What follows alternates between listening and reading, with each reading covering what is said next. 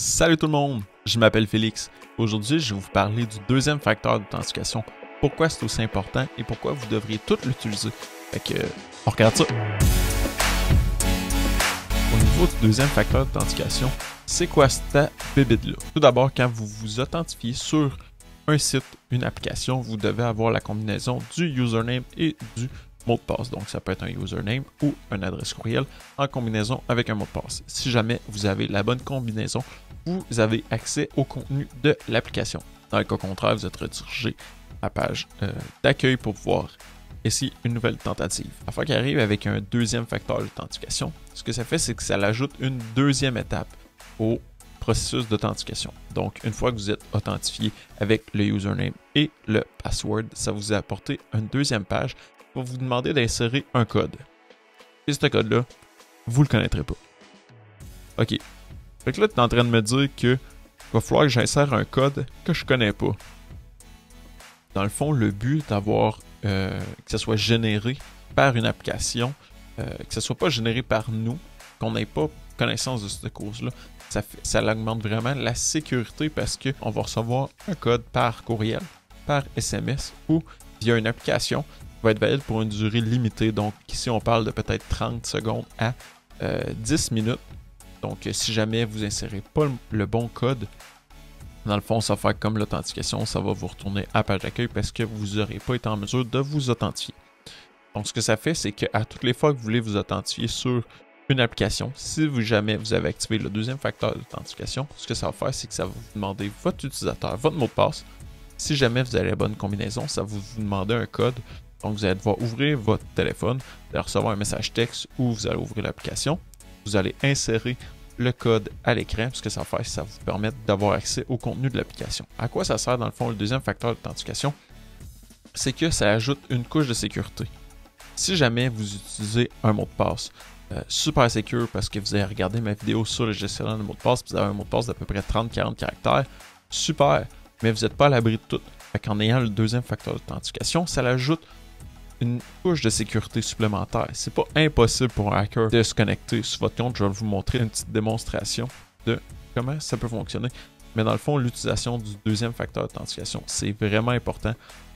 Ça peut être utilisé sur les applications que vous jugez les plus importantes. Donc, vous pouvez mettre ça sur votre compte de banque, votre Amazon, pour les différentes applications que vous désirez. C'est sûr que ça va demander un petit 5 à 10 secondes supplémentaires toutes les fois que vous allez vous authentifier. Mais vous allez être beaucoup plus secure. Au niveau de la démo, ce qu'on va faire, c'est qu'on va ouvrir vraiment notre navigateur. Se connecter. Fait que, juste pour la démonstration, je vais vous montrer que le compte que j'utilise et qui est valide. C'est comme ça. Ça, là, par exemple, j'ai déjà ajouté le deuxième facteur d'authentification. Donc, ce que ça va faire, c'est que ça va me demander d'approuver ma demande. Une fois que je vais l'avoir approuvé, ça va me permettre de continuer. Ici, on peut voir que le compte est valide. Dans cette optique-là, je vais vous montrer comment, dans le fond, activer le deuxième facteur d'authentification, par exemple, sur votre boîte courriel. C'est aussi applicable sur les différentes autres applications, Facebook, Netflix, peu importe que vous utilisez. Donc, ici, on va venir au niveau de la sécurité. En haut, on va pouvoir aller dans les options avancées. Par exemple, au niveau de la gestion, vous allez dire est-ce que vous voulez ajouter un deuxième facteur d'authentification. Vous allez dire oui. Par la suite, ça va vous demander est-ce que vous voulez une application, une adresse courriel ou recevoir par un message texte. Dans mon cas, je veux l'application. J'ai downloadé l'application Microsoft Authenticator. Ce que ça va faire, c'est qu'après ça, ils vont me demander de scanner un code QR. Une fois que le code QR va être scanné, dans le fond, ça va s'ajouter dans votre téléphone au niveau de l'application. Moi, personnellement, j'utilise l'application Google Authenticator au niveau de Android ou iOS. Donc, ça fonctionne dans les deux cas. Au niveau de Microsoft, ils ont leur propre application qui se nomme Microsoft Authenticator. Ce que ça va faire, c'est qu'une fois que vous l'avez scanné, vous l'avez acheté dans votre téléphone, vous pouvez faire Done. Pour continuer, vous retournez au niveau de la sécurité. Pour avancer. Là, en ce moment, même si vous l'avez ajouté, il n'est pas activé. Donc, ici, on va l'activer. Par la suite, on peut voir que c'est activé.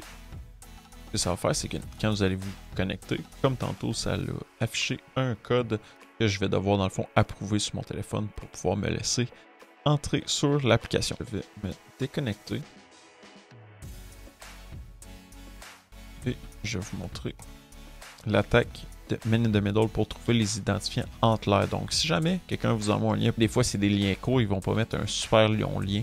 Fait que ça peut être vraiment louche. Je vais vous montrer qu'est-ce que ça fait. Quelqu'un comme ça pourrait, dans le fond, vous rediriger vers une application que lui, il host, sur un serveur. Dans le fond, c'est que ça va être une application malicieuse parce qu'il va écouter tout le trafic qui va se passer dessus et qu'il va pouvoir voir vos identifiants. Mais je vais vous l'expliquer sous forme de démonstration. Donc ici, je vais activer l'attaque au niveau du Outlook. Fait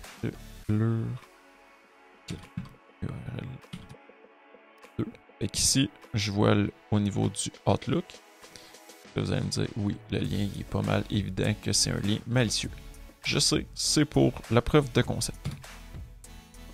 Donc dans ce cas-là, on arrive sur les... Là, c'est comme ça nous redirige vers la page de Microsoft. Par exemple, vous avez reçu ça parce que je me suis dit, hey, j'aimerais ça t'envoyer un document par SharePoint ou un OneDrive ou Excel ou peu importe, un courriel. Connecte-toi. Fait que peut-être que tu vas être connecté, peut-être que tu ne seras pas. Je vais te dire, ok, ben, Félix m'envoie de quoi, c'est légitime. Je vais me connecter. Fait que ici, ça va me donner l'option. Donc, j'ai deux options. Soit j'utilise le mot de passe ou j'utilise l'application du deuxième facteur d'authentification. Donc, dans ce cas-là, je n'aurai pas besoin d'utiliser mon mot de passe. J'approuve au niveau de l'application. Je vais faire les deux cas. Prendre le mot de passe, je vais dire non. J'utilise mon mot de passe. J'ai demandé de dire je veux juste le mot de passe. Ce que ça va faire, c'est que je vais recevoir une notification sur mon téléphone pour me dire hey, est-ce que c'est bien toi qui se connecte là? Fait que je vais dire oui, c'est moi. J'approuve. Là, une fois que j'ai approuvé, en mesure de me connecter.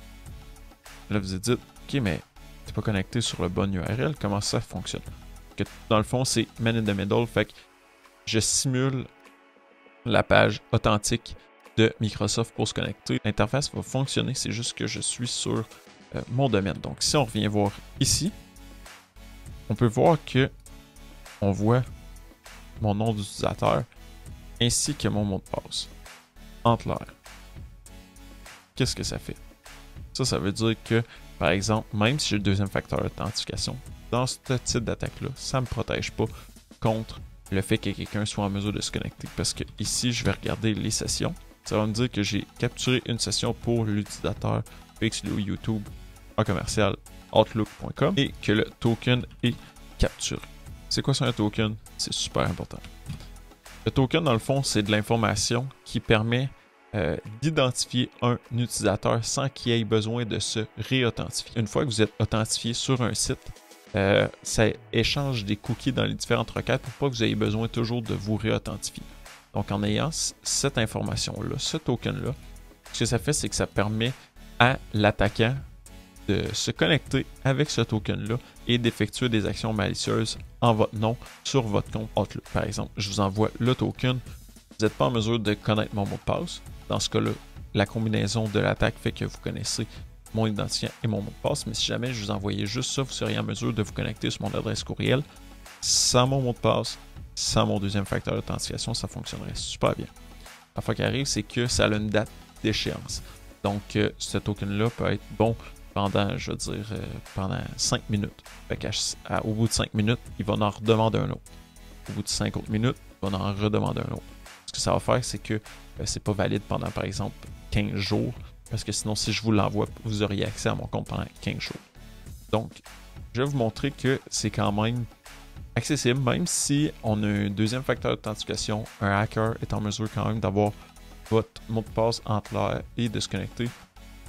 Par exemple, sur votre Outlook, si vous ne faites pas attention à la vérification, est-ce que c'est un HTTPS?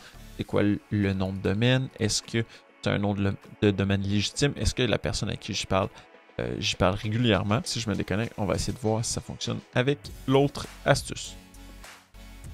Je vais reprendre cette URL-là. Je me reconnecte. Si j'utilise l'application Authenticator au lieu d'entrer mon mot de passe, ce que ça va faire, c'est que je vais approuver au niveau de mon téléphone. On va me demander de confirmer. Ce que ça fait, c'est que ça m'authentifie direct. Pas insérer mon mot de passe. Ce que ça fait, si on vient voir ici, on voit que l'attaquant a mon identifiant entre l'air, mais ne connaît pas mon mot de passe. Toutefois, si on regarde au niveau des sessions, non, il n'y a pas de session qui a été trouvée parce que ça n'a pas fonctionné au complet. Donc, dans cette optique-là, ça n'a pas fonctionné. Je ne peux pas vous dire que d'utiliser le deuxième facteur d'authentification, ça va rendre l'accès à vos applications impossible pour un hacker. Parce que là, je l'ai démontré, c'est possible. Toutefois, ça augmente la difficulté de l'attaquant à obtenir vos accès sur les différentes applications. Ce que je recommande pour augmenter la sécurité, dans le fond, ça ne protège pas contre tout, mais ça diminue grandement le risque. Utilisez un gestionnaire de mots de passe. Utilisez des mots de passe rigoureux, difficiles. Donc, peut-être, là, c'est peut-être à l'extrême, mais tu sais, 30 à 40 caractères, vous n'avez pas besoin de vous en souvenir. Mettez des caractères spéciaux. Mettez ça long, que ça soit complexe. Souciez-vous pas de ça parce que vous n'avez pas à vous en rappeler parce que c'est l'application qui le fait à votre place. Par la suite, utilisez un deuxième facteur d'authentification. Fait que comme ça, ce que ça va faire, c'est que ça va, encore une fois, ajouter des bâtons dans les roues de l'attaquant. Là, c'est vraiment un cas précis qu'un attaquant est en mesure de se connecter sur le compte, mais c'est vraiment important d'avoir un deuxième facteur d'authentification pour augmenter sa sécurité. Donc, c'est valide au niveau des différentes applications que vous utilisez dans votre milieu personnel comme professionnel. Donc, je vous recommande vraiment d'utiliser ça pour ne pas tomber dans le panneau. Donc, si jamais vous avez aimé cette vidéo-là, mettez un thumbs up. Laissez des commentaires plus bas si jamais vous avez des questions ou des commentaires. Partagez cette vidéo-là en grand nombre et on va se dire à la prochaine. Bye bye.